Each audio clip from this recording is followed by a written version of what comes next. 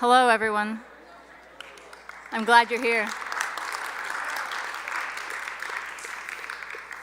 I'd like to welcome you to the second Forrester Lecture of the semester. Some of you have been here before. That's good. Keep returning. We have a couple more to go.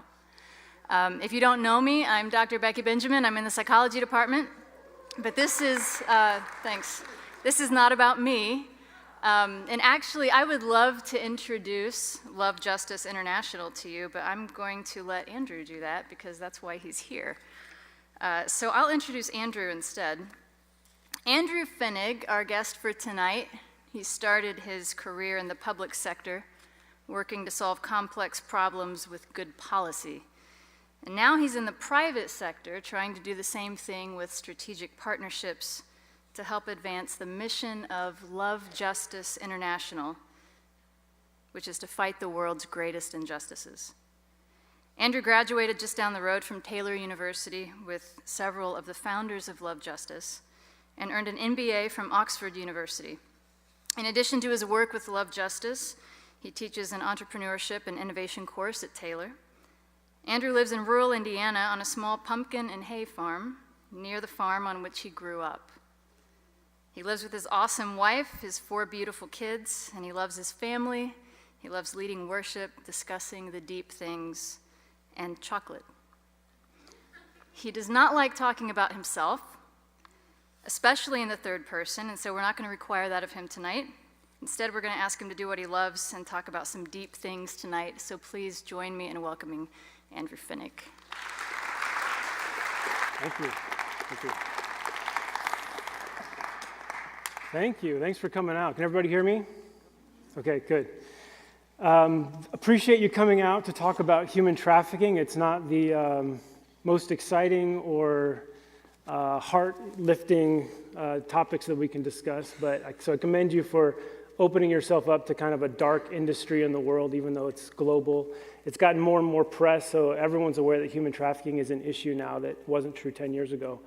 But it's good to kind of step out of our comfort zones maybe and talk about something that's painful. Unless you're here for extra credit, then I take it all back. So we're going to talk about human trafficking kind of on a global scale, but I want to explain very clearly that I'm speaking from the perspective of this organization, Love Justice International. How many of you have heard of Love Justice? No one? That's maybe a no one. Oh, couple, okay. How many of you have ever heard of an organization called Tiny Hands International?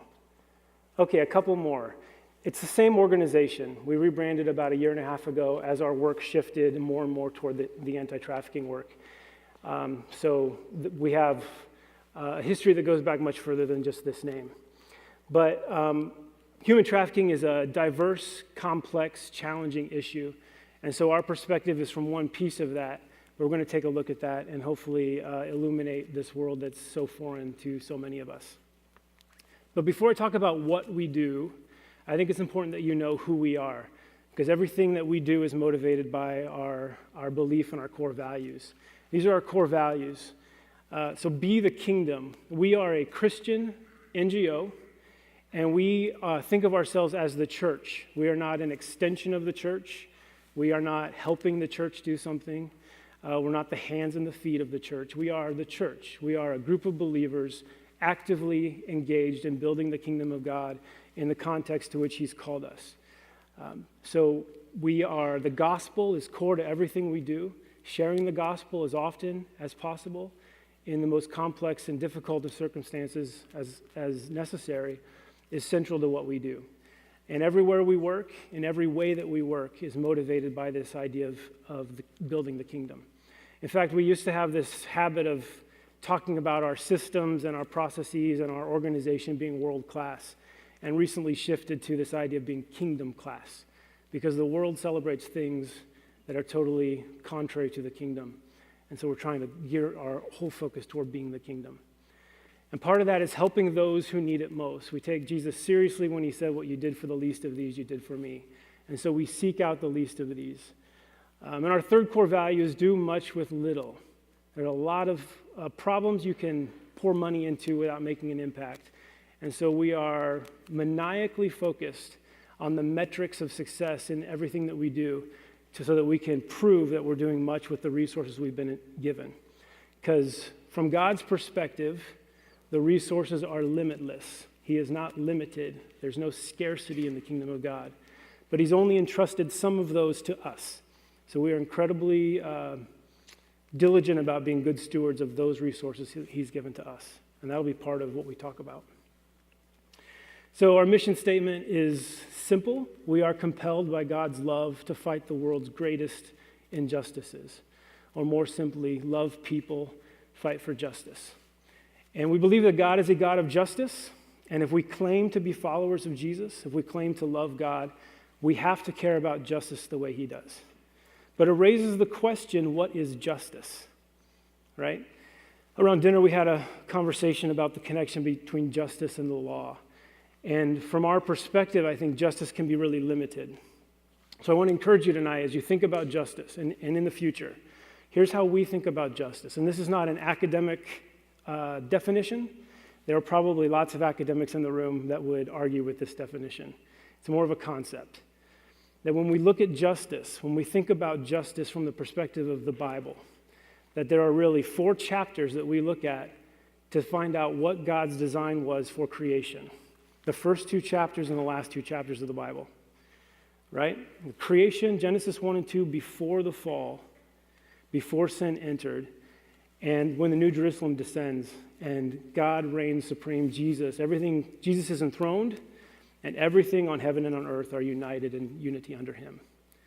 That's what we mean by justice. And in both of those situations, there is no concept of justice because there's no concept of injustice, right? There is just shalom, an all-encompassing peace. And so justice is not just, from our perspective, the most heinous, the most devious, the most painful of ways that humans hurt each other. Justice is shalom, seen in the garden in the New Jerusalem, right? So this changes the standard of what we view as justice.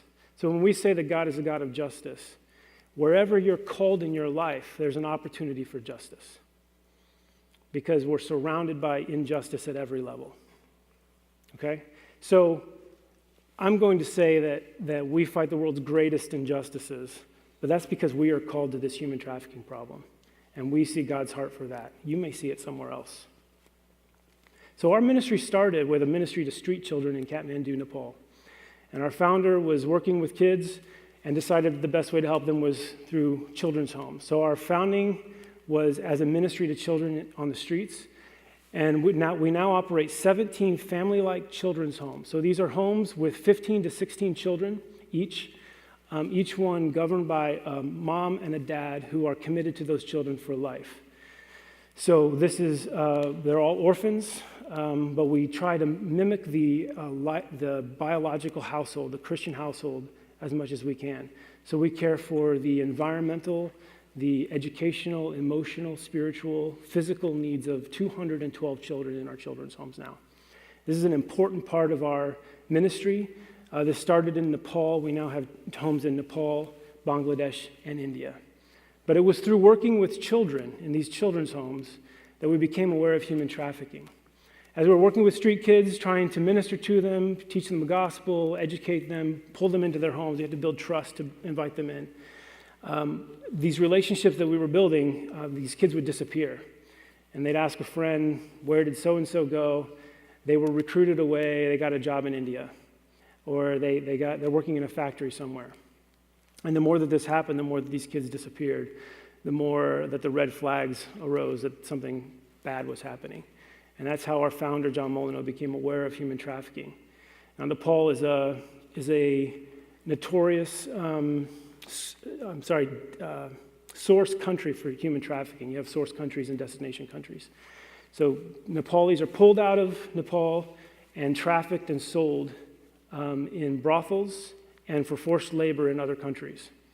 Now, the trafficking that we deal with is primarily deceptive job offers. So they prey on uneducated, poor, mostly village children and families, and they come in and build trust and relationships and take them to offer them a job that's too good to be true. So you have offers of salaries 4 times what they would ever make. And this is the hope and the life of this family is in this child going to take this job. I say a child, they're young people. The average age is 19 of the people that we work with, that we rescue. Now, you've got to think about this process. So they are recruited. They willingly go with their trafficker to a foreign country, at which point they're immediately sold to this brothel. As soon as the money changes hands, the abuse begins.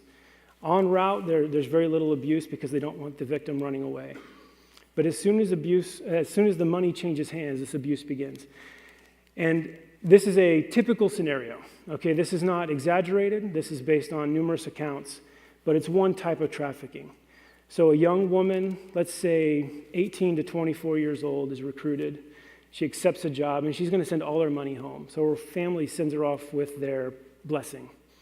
As soon as she gets to the other country, the broker sells them to a brothel, and she's immediately put to work. Sometimes she's beaten that night. The beatings begin in order to break their spirit. They're locked in a room because this is a conservative, most likely virgin girl from a very conservative culture who in no way has any desire to be a prostitute, right? Has no interest in this life. And so they protest. And sometimes they're put to work, and it doesn't begin until they ask for a paycheck, and they're beaten, and then they're put back to work.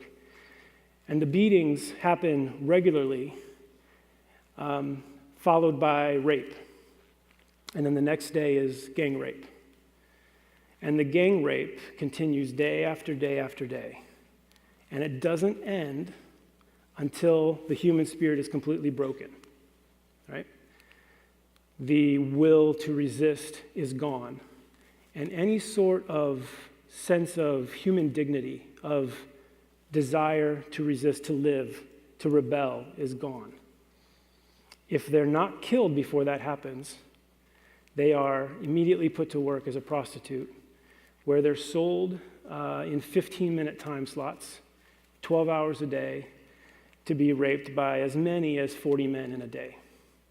And that happens day after day after day, year after year after year. That's a reality. We have video of brothels in Delhi, India, where we know there are 5,000 prostitutes in dingy buildings, and they're housed and locked on the second through the fourth floors, and then go up and pay their $10 for 15 minutes. And they never leave that room. They eat in that room, they go to the bathroom in that room, they're raped in that room, and they never leave. They can look out the window. They give birth to their children in that room, and their children are raised in that room for the rest of their life. This is the reality of human trafficking. Now, human trafficking is not the whole of slavery, but it's a big part of it. So here's a question. How many slaves are there in the world today? So that's not rhetorical. Let's take a minute, talk to the person next to you, and make a guess. How many slaves are there in the world today?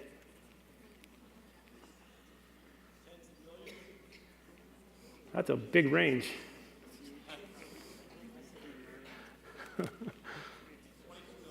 22 million is the first guess. That's a good guess. 700 million, okay. How many? 100 million? 700's too high. 100 might be too high. 22's too low. 50, 75, we're in the ballpark now. 40 or 45 maybe is the most recent number. Now imagine if that's true. So there's a problem with the numbers, and we're going to talk about that in a little bit. But imagine if that's true. So let's say there's consensus around 40 million slaves in the world today. 40 million. That's 1 in every 200 people. How many people are in the room? Probably not 200. 1 in 200 people is a slave in the world today. Imagine that. Now imagine if this number was evenly distributed around the world. Every single one of you would know, be, or own a slave. Probably. 1 in 200 people is a slave. The reason we don't know that, the reason we can barely comprehend that number, is because they are pooled in one part of the world. Half of the world's slaves, roughly just under half of the world's slaves, are in China and India, in that region. Many of them are in Africa. 1.2 million women, children, and men are trafficked every single year into slavery. Now, we say this number, we talk about consensus around 40 million. The fact is, we have no idea how many slaves there are.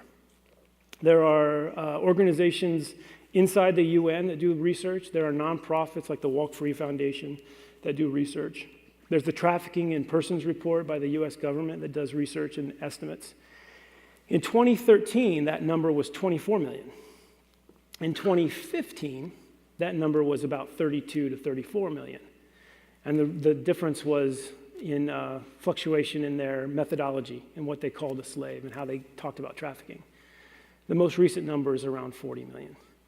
So the reason this is true, the reason we don't know the number, and someone mentioned that it could be as high as 120 million in some estimates. We don't know. Because this crime happens in a black box. This happens in the dark, and people disappear, and we don't know why. Now imagine you go back to your dorm tonight, and your roommate's not there. And you call their parents, and they don't know where they are. And you talk to all your friends, and no one knows where they are. So you could come up with guesses as to what happened to them. They might have gotten stranded on the road. Maybe they were murdered. That's morbid. Maybe they ran away. Maybe they eloped. Maybe they were trafficked. And in parts of the world, this is a reality. People disappear, and they don't know why. So these estimates are based on very little information, and that becomes an important component of the work that we do. So this is all very dark, right? This is difficult. We talk about how we work in the darkest industry in the world, and we believe that human trafficking, because of these realities, is the greatest injustice of our generation. That's our view. But what if we could get in the way? So I want to talk about how we work, how we combat this problem, what we do to intervene. So in order to understand how we work, what we do, you need to understand the context of the anti-trafficking world. And there are two primary strategies to combat this. The first is prevention. And there are dozens and dozens and dozens of anti-trafficking organizations, all valid, maybe not all valid, doing good work. And if they talk about being a prevention organization, what they're probably talking about is prevention education, where they go into vulnerable communities, these villages where poor people are recruited, and educate them on the risks of trafficking and how to avoid it. And this is valuable work. This is important work. The problem with this is that it's an intangible solution to the problem, because you can't prove a negative. You can't say, had we not talked to them, they would have been trafficked. Right? So it's an intangible solution that you can't really quantify or put a metric on. The other side of the equation is rescue and recovery. And there are also outstanding organizations doing work in rescue. So this is not a criticism of either of these strategies. But the problem, of course, is that you have great information of how many people you've rescued and how many brothels you've shut down and how many owners you've arrested. But the trauma has been done. The exploitation has happened, and the road to recovery is incredibly long, difficult, and costly. And so what we do is we stand right in the middle with a strategy called transit monitoring, where we are actually in locations where victims are being transported. And remember, I said they're not really exploited until they're sold. So we can intervene by identifying red flags indicating that trafficking is happening right now and stand in the way and direct victims back to their homes before they've been abused. And there's some benefits to this. The first is that it prevents the exploitation. They're rarely abused, and they can go home as a whole person. And we have processes for making sure that they're safe on the way home. The second is that this is incredibly cost efficient. Now again, a life cannot be measured, the value, by the dollar. But we are stewards of resources and have a responsibility to make the biggest impact that we can with the resources we have. And there's no other strategy that we've seen as cost efficient. So across our work, we average around $100 to $125 per intercept. So picture that life. Picture someone you know, a sister. Some of you might have daughters, a daughter, sister, mother, cousin, friend, who is trafficked and sold into a brothel to this life I've described. Now imagine if you could spend $100 and prevent that from ever happening to that person. That's what we do. It's incredibly cost efficient. It can cost between $1,500 and $3,500 for every single rescue, not counting rehabilitation and trauma abuse counseling.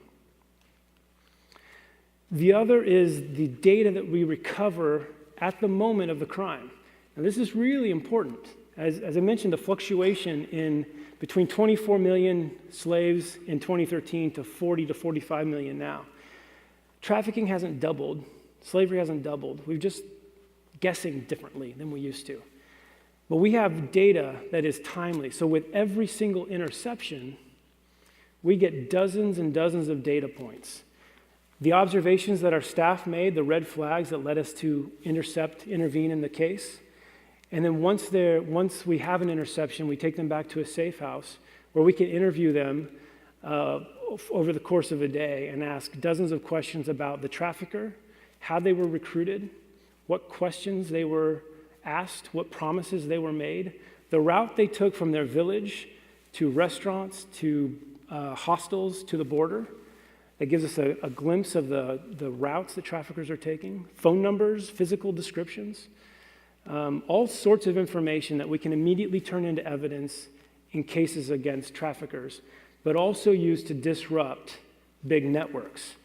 So this data, we have with our database the clearest glimpse of how trafficking is happening in a region today. And that's because of this model that's unique. Which leads us to intelligence-led investigations, which have become an increased focus of the work that we do. Translating the data that we're collecting into actionable intelligence that leads us to more and more arrests. So I want to show a video that gives you a glimpse of what this interception looks like in one scenario, if the tech works. Tell me it'll work.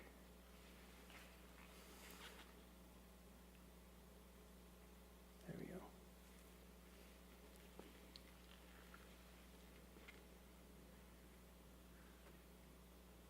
This isn't the video. It gets better. Keep watching.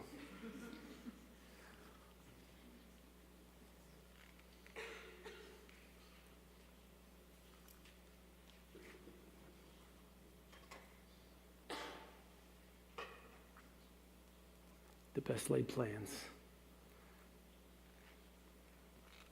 It was an awesome video. You're going to have to take my word on it.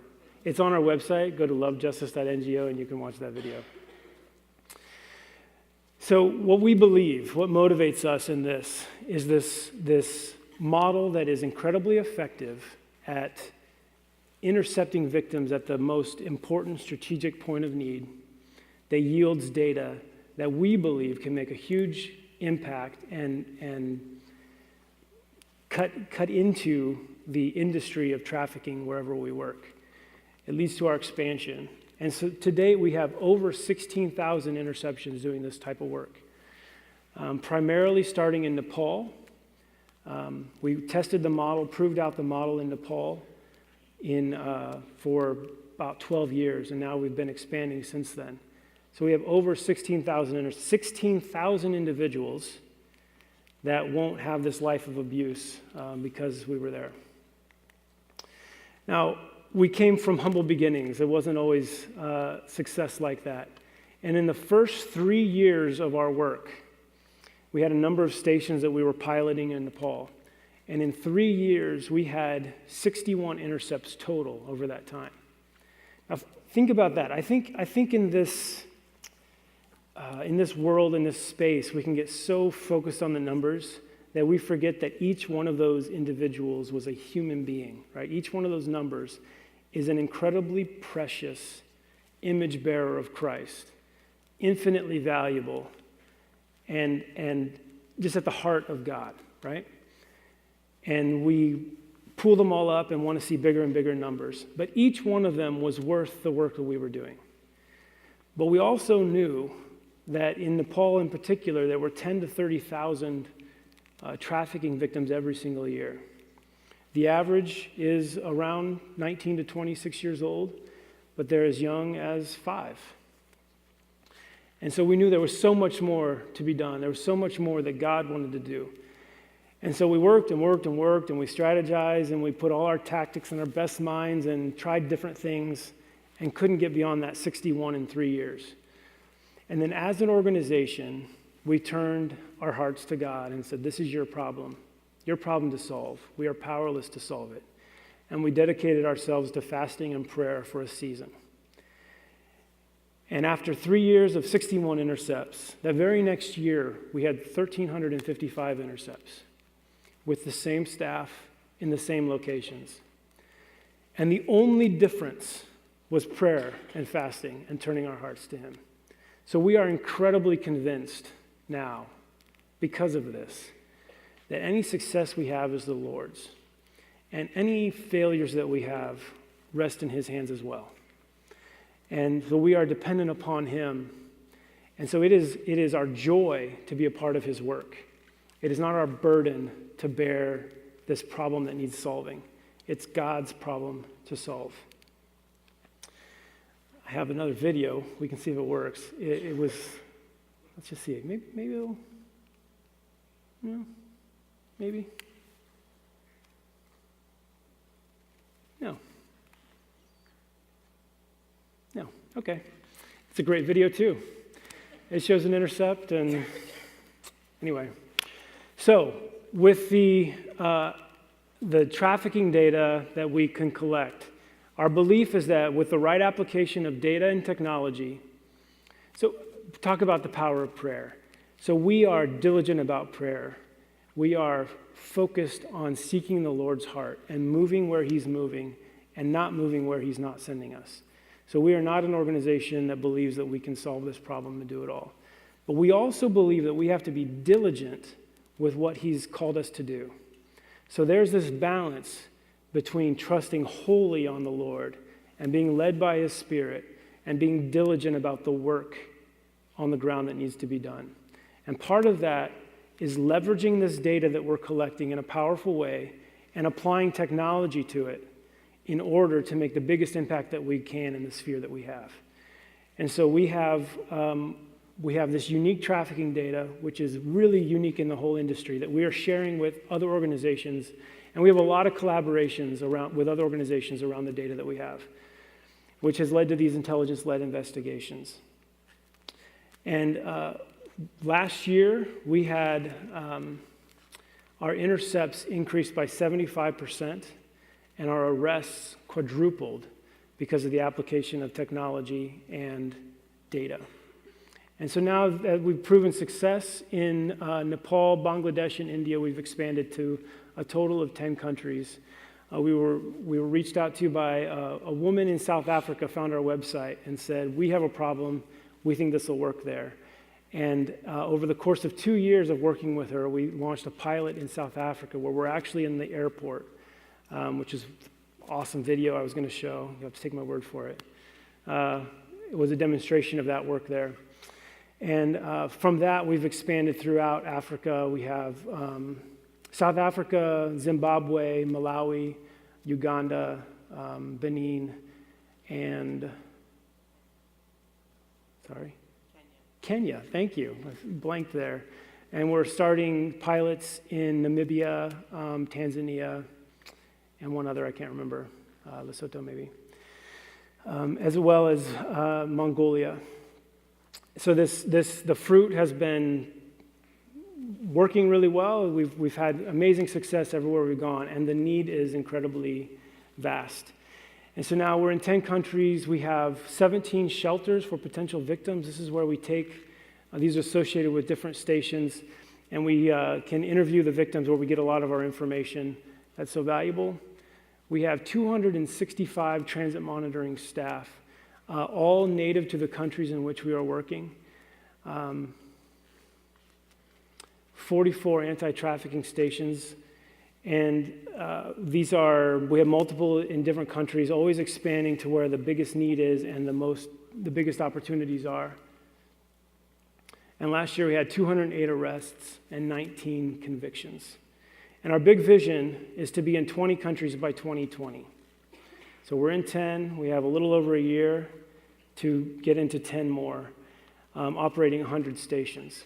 Now, this expansion is not because we're solving the problem in the countries where we are. It's because there are a number of countries where traffickers are operating with impunity. There's no opposition. There's not even social stigma by being a trafficker of persons. And so we want to not just go where the fruit is lowest hanging. And there is some low-hanging fruit. I talked about how it's $100 to $125 per an intercept. But we have some countries where it's as low as $24 because we can intercept 30 people at one time because traffickers are moving them by the busload because they have no fear of reprisal, and all there is upside. And so our mission is to stand in the way and make it riskier by forcing law enforcement to do something about the problem.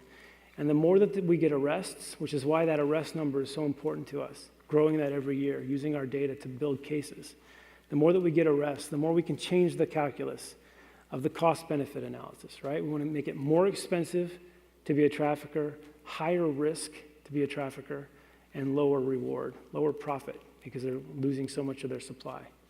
That's our mission. That's what we do every single day. I mentioned the importance of technology, so I just want to quickly talk about how we use technology. This is where I actually got introduced to the organization. I volunteered to help build this platform. I'm not a developer. I recruited people to build it with me.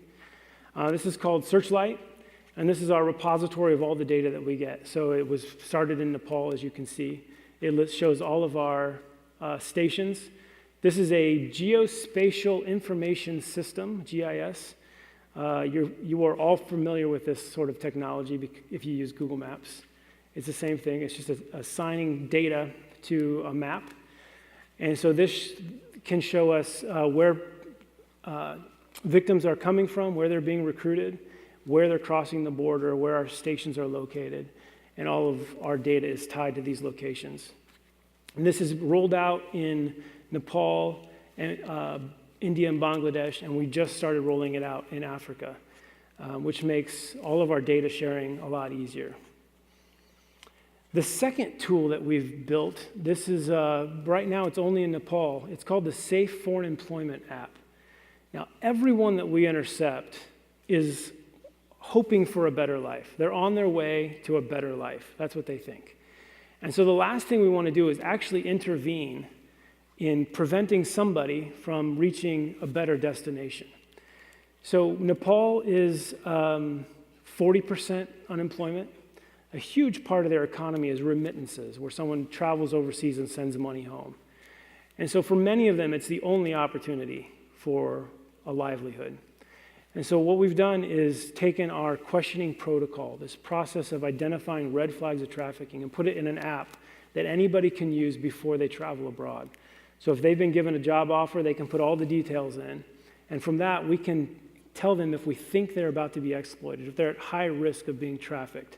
And we can compare the names that they submit to known bad actors in the job brokerage industry and direct them to safe, NGO, government-approved brokers to find work. So this is a way for individuals to intercept themselves. So instead of waiting till they get to the border, they can stay home and find out the same information. And this is really powerful. This was not possible years ago. But with an app, everybody, not everyone in this part of the world has a smartphone, but everybody knows somebody who does. So we have been diligently trying to train people in how to use this so they can protect their neighbors. And that amplifies our impact. And we've had close to 50 intercepts through this system already in just the last few months, which cost us very little. So do much with little, right? This use of resources, this is a powerful way to leverage technology to make a big impact in this. The third way is through the Project Beautiful app, and Project Beautiful is just the name of our donor community, our monthly donor community. So anyone who gives a monthly donation to the organization has the app. Actually, the app, I had a meeting on it this morning. We're just about to release a new version of the app that's going to be open to everybody. So if you're interested in getting a glimpse of what's happening in anti-trafficking around the world, and want to see updates about our work, including reports of intercepts we have intercepts every single day. Those are all going to be pushed to the app from Searchlight, that first platform I showed you. And this will be free for everyone now. But it's a way to engage donors and the world. Like, this is a foreign world to us as Westerners largely. And it's a way to engage people in this around the world in a positive way. We work in the darkest industry, but in the most hopeful way possible. Because every time we deliver a number or a story, it's someone who didn't end up in this heinous situation.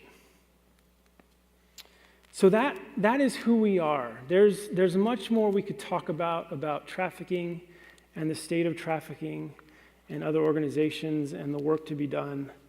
But I want to make sure that you're actually interested in this. So I would love to open it up for questions, if anyone has any. I'll run around with a microphone so that everybody can hear you when you have your questions. Does anybody have any questions for Andrew?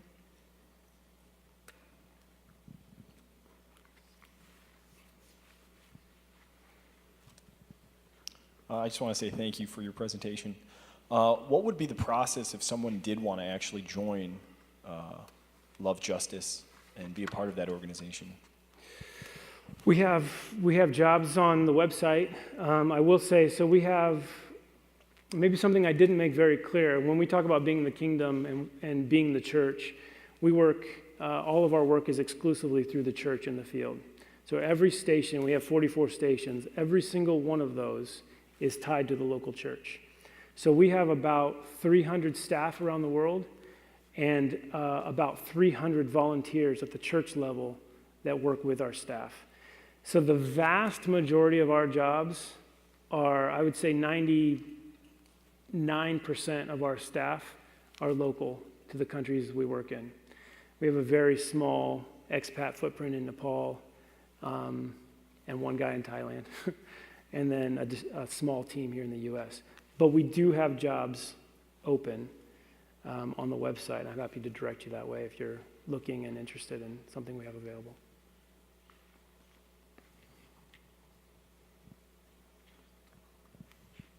You mentioned the children's home model that you've started in Nepal. Is that a model that you're looking to push towards other countries too, or not?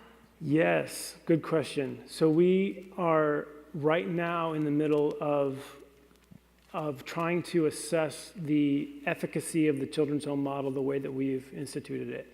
So part of our thinking around this is that it's one thing to go into a new country and identify with a high confidence level that someone's being trafficked and intervene and do something about that. It's another thing to bring a model of total human care with the assumption that it's better than the status quo or alternatives. So we really want to test. We're doing assessments in social interaction, in psychological health, in emotional health, physical health of the children that we have in Nepal, because we want to be able to replicate it with confidence that it is the ideal model for childcare before we replicate it in other places. But our intention is, we also have a school that is very effective. It's a really great education. In Nepal, education is pretty terrible.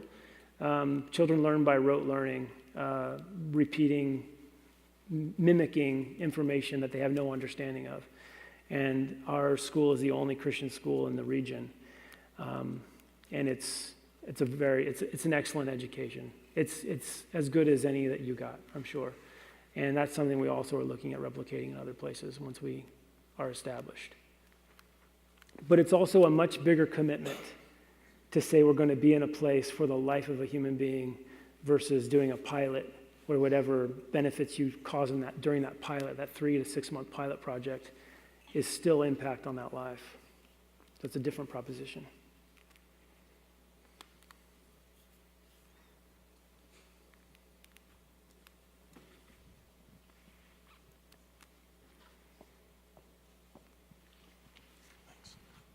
So you guys, so you mentioned like that you guys work in areas where human trafficking isn't really looked down on that much. How do you guys try to like change the cultural perception of human trafficking in these areas? That's a great question. It's difficult. Any culture is built up over a long period of time. So part of it is just being the only voice saying, this is wrong, we need to do something about this. Part of it is holding government accountable and forcing them to do their jobs. So we build the cases, we kind of walk. We're not lawyers, we can't try cases, but we can be a clanging gong, right? Make noise, build the evidence, hand it to them, and make them go through it. The gospel is an important part of everything we do. So when we intercept, the first thing is getting that human being to a place of safety. The next step is, when we are in a place of safety, is collecting the information and sharing the gospel. So the gospel is central to everything we do. And we believe, so Nepal's where the bulk, we've been there for 14 years now, doing this work for 12. Africa, Mongolia, Thailand, 2 to 3 years. So most of our experience is in Nepal. But Nepal is 1.25 to 1.5% Christian. The rest is Hindu, some Muslim. Every time we share the gospel, we've shared the gospel with over 10,000 young women who aren't being trafficked, who are likely to go home, get married, have children. And they've heard a gospel in a time of need that they've never heard before. So the impact on the church a generation from now is, what I think, I'm speaking for myself, not the organization, I think that might be the biggest impact that we have on Nepal than the lives that we're intercepting right now. I think it might be a generation from now, the strength of the church, because 10,000 more people are familiar with the gospel. But there's also, there's parts of Africa where we've seen whole new sides of trafficking. So most of this is deceptive job offers. We're seeing stuff in South Africa that's totally different. There's a huge problem with human sacrifice for witchcraft. There's still some rural areas where there's a very an old, outdated way of thinking about witchcraft. There was a interception where we were part of a rescue, and there were 9 people rescued from they were a human factory, and they were selling intestines for ritual witchcraft. We've seen babies sold for things like that, for human sacrifice. So it's a different game in some places. Usually trafficking is between countries. In South Africa and other parts of Africa, it could be between cities, neighboring cities, where they have a stronghold in each. It could be within the same city. So it varies a lot. And so when you have that sort of cultural entrenchment, I'm not sure where we even begin on some of those problems, except saving the individual lives that we can. Because that's contrary to the broader culture of the country.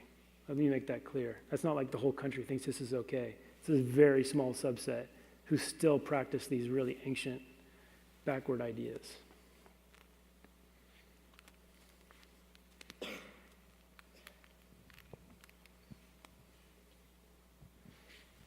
So you mentioned that you identify red flags and then based your intelligence-led investigations, Yeah. I'm so sorry, That's right. off of those. Could you tell us what some of those red flags might be? Sure. And this is why we only hire local people, because they're very culturally specific. So when we move into a new location, the hardest part is customizing these red flags for the local context. So it could be in a place where there's a caste system, for instance. It could be someone from a lower caste, or 2 people from a lower caste, wearing new clothes, looking disoriented, traveling by themselves or with one man across the border. That's a red flag. That's enough to say, hey, where are you guys going? Do you know where you're going? Who are you meeting? If they don't know who they're meeting. It could be someone that looks dazed. A lot of times they're drugged. Sometimes a continual state of drugging until they're there, so that they're totally compliant. So that the disorientation, confusion, fear. I mean, a lot of times by the time they're at the border, they're further away from home than they've ever been in their entire lives. and there's anxiety, and you start second guessing whether this was a good idea, and that's a red flag. Now those are things, some of these things are things I couldn't see, and a lot of the red flags come after, so there's an observational section where you just observe one thing that says there's something amiss here, and then there's a conversation. And the conversation might be inconsistencies. It might be a reluctance to share information that most people would not be concerned about sharing, like where are you from? It could be two people and our staff would separate them. Where are you going? Why are you going there? It could be as simple as, did you buy your ticket? And if the answer is no, and it wasn't a parent who bought it, that's a red flag. A lot of traffickers will buy the ticket in order to build a debt bond that the other person is required to fulfill. And once they're there, they're stuck, and they have to work off that payment. And they never can, of course, because the interest is astronomical, and so they're in a loop of slavery for the rest of their lives. But it's different every place. Think of it like this. If we're across the room from each other and make eye contact, and I smile and walk toward you and hold up my hand, you don't actually have to shake it to know what I'm getting at. The adverse is true too, right? If I see you and I look angry and my fist is clenched and it's coming up like this, you don't have to get hit in the face before you defend yourself. And those are the things that we're looking for. Sometimes they're very subtle, and we're really dependent upon our local partners to help us figure out what are the signs of trafficking. We were in Malawi, and the taxi driver was taking us someplace, and he asked why we were there, and we mentioned the work. And he started pointing out all the places where traffickers sell people. They assemble people. And he said, oh yeah, we're passing somewhere. He's like, this road leads to Mozambique, and they take this route to South Africa so they can avoid this checkpoint. And you'll see trucks of people, and he's like, they're all being taken to South Africa to work. And he just knew, as soon as we described what trafficking was, he's like, oh yeah, we see that all the time. So that's someone that we now work with. He's an informant for us to help us. We introduce him to our staff so that when he sees things or he's all over the city, he can identify and help direct us to people who are victims. But that's an eye I don't have. I would have never known that, no matter how long I was there.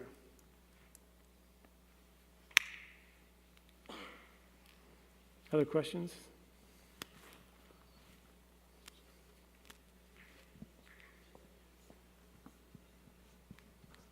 Thank you. Okay, we've heard a lot about what's called sex trafficking tourism. Mm-hmm. How can we as travel consumers and as consumers in a general globalized market not support these places that commit these travesties? Don't be a sex tourist.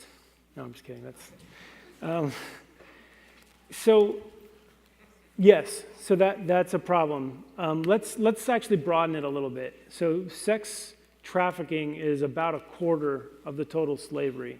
A lot of it is slave labor. A lot of it is coercion to do something against your will, which is more difficult to define. But when you think about 40 to 50 million slaves in the world, we're all beneficiaries of slavery in some way, especially if you like chocolate or cheap clothes. So it's kind of like going to a city and choosing only to breathe the clean air and not the pollution, right? You can't really make that choice. So I mean, I think your instinct is correct, but I think it's even broader about other aspects of our life that are more subtle that are also contributing to the problem. There's a clear link in my mind, not just my mind. The industry has linked general retail pornography with trafficking around the world. The demand for pornography is feeding this demand for people to appear in pornography. Now let's think about this too. We talked about justice being a return to shalom, right? And this idea that the garden didn't need justice because it had shalom. It had peace. It had unity with God. All things were submitted to God at that point.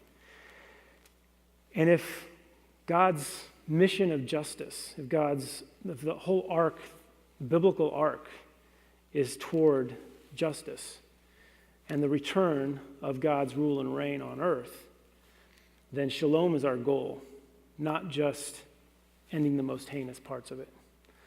And anytime, even if someone is, one of our investigators, this may sound circuitous, I'm going to bring it back together. One of our investigators in South Africa, gutsy lady, really brave, takes a lot of risks. She works in one of the most dangerous parts of the country.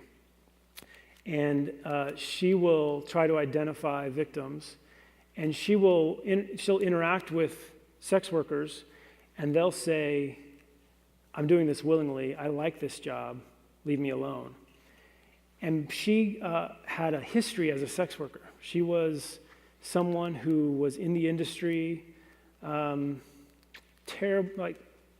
awesome testimony of God's redemption in her life. But she had this period of life where she was a sex worker, turning tricks for drugs. I mean, it was dark. And the Lord turned her life around in a week.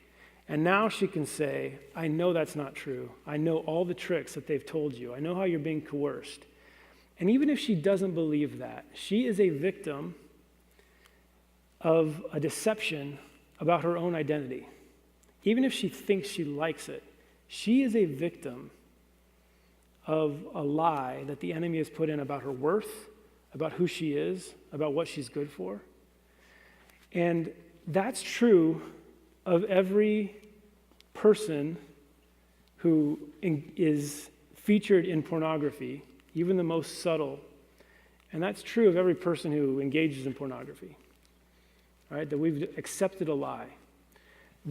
I think that's where our anger over injustice needs to be. Not just at these levels of sex tourism and how bad these people are for engaging in that, but anyone who's accepted a lie about their identity, that's less than being a reflection of the image of God, bearing the divine spark. That's where God's headed. I think that's where our ambition needs to be.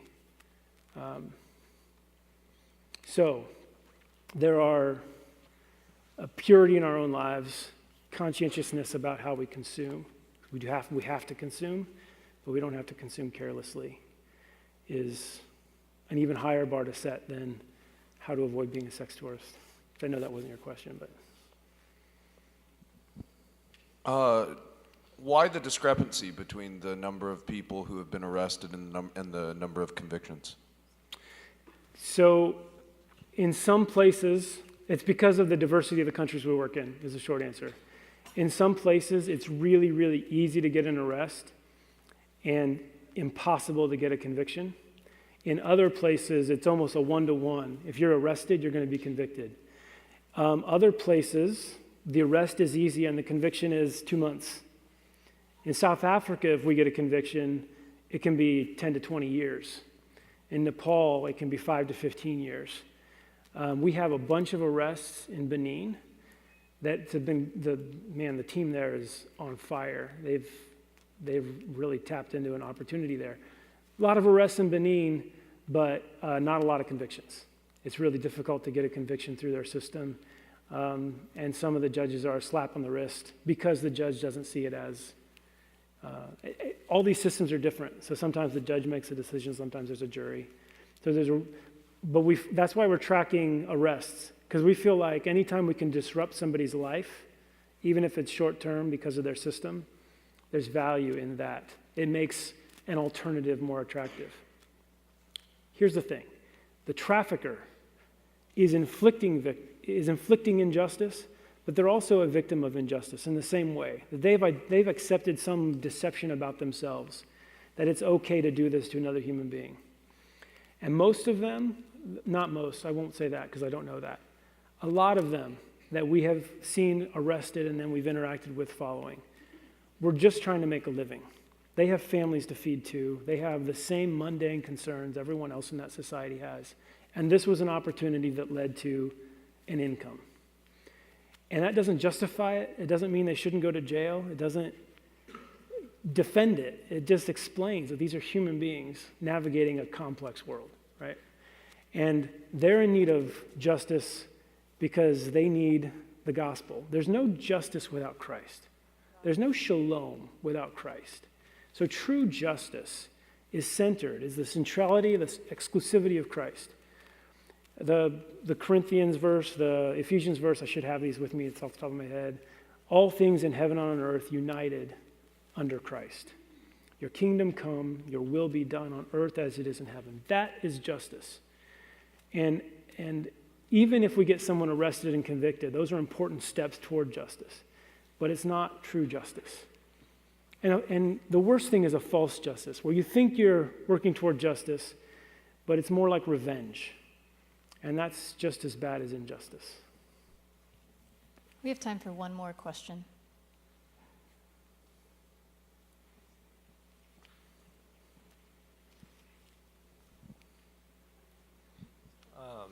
As part of Christ's body, part of the church body, like what is one way, generally or specifically, that we can all pray for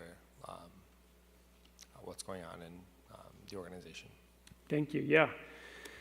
So, first, pray for the mind of Christ so that as the body of believers, we can see these issues the way he does.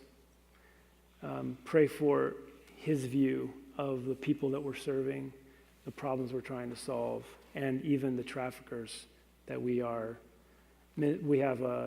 one of our subcommittee heads is a pastor of a local church that we partner with, and he started seeing really great success in arrests and convictions, and because of that, he started a prison ministry so that he could share the gospel with traffickers. And there's this great just arc of these traffickers coming to Christ in prison from the same guy who put them there, which is beautiful, right?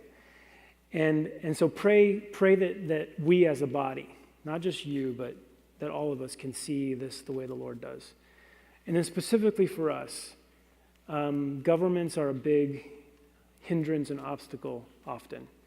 In some places, they're complacent and ignorant and uninterested in helping us. In some places, they're complicit and are part of the problem. But in almost all cases, they're an obstacle and have a lot of power over preventing us from doing what we're doing. We're facing huge hurdles right now in Zimbabwe where we were shut down and then restarted and then shut down. Same thing in Nepal. So pray for favor with government. Pray for believers, true Christ-following believers, to be put into positions of leadership in the countries we work in. That's big. And then we're always praying for resources that the Lord would favor us and give us more resources to expand. But again, he doesn't operate in scarcity. Let's thank Andrew for speaking with us tonight. Thank you.